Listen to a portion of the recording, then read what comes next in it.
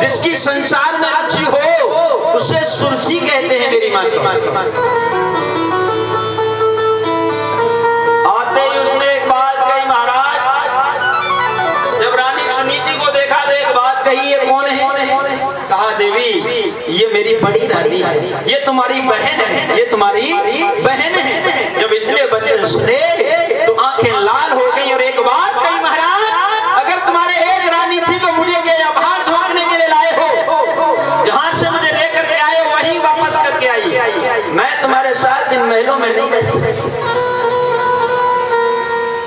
जब इतने बच्चे सुने, आज सुनीति हाथ जोड़ करके खड़ी हो गई, अरे ओ मेरी बहन, ये तू क्या कह रही है?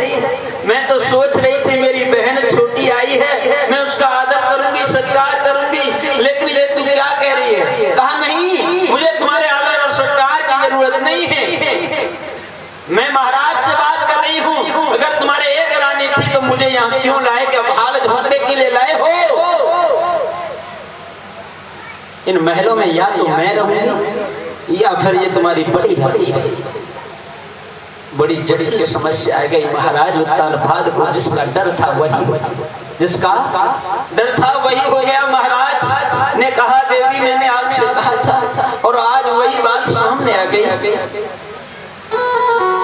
लेकिन धन्य है सुनीति, उसने कहा बहन आप बताइए मुझे क्या करना है? कहा मैं महलों में रहूंगी, तुम महलों से बाहर कहीं भी रहो,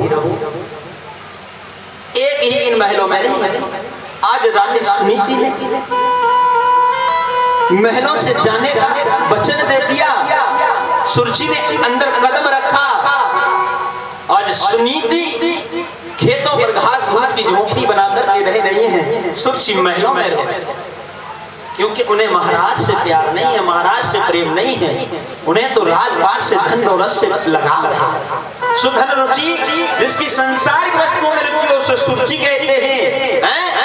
महाराज के हित की, राजपाट की चिंता नहीं है, धर्म की चिंता नहीं है, नीति की चिंता नहीं है, अपने सुख और वैभव की, अपनी सुख सुविधा की चिंता है। सुरुचि को मुलाकात कर सकता हूँ, क्यों नहीं? आज्ञा लेकर के आज पिता के पास दौड़ करके गए, लेकिन उत्तानपाद ने जब देखा तो अपने हृदय से लगा लिया, गले से लगा लिया। पिता का दुलार संतान के लिए बहुत है। माँ का तो खैर असीम है, माँ का तो हम तो कभी कर चुका ही नहीं सकते हैं, माँ का तो इतना बड़ा उपकार है, लेकिन पिता का भी कम नहीं है हमारे तुम्हारे ऊपर उपकार। जब जब भी पिता फटकारेगा आपको, फटकार लगाएगा, उसमें भी कुछ न कुछ गुण रह चुका हुआ होगा तुम्हारे हित के लिए। तुम्हें फटकारेगा, तुम्हें समझाएगा पिता, लेकिन कुछ आजकल की नई जनरेशन ऐसी हो गई है जो माता पिता की बातें उन्हें अच्छी नहीं लगती हैं, उन्हें माता पिता की बातें समाती नहीं है, हृदय में भाती नहीं है।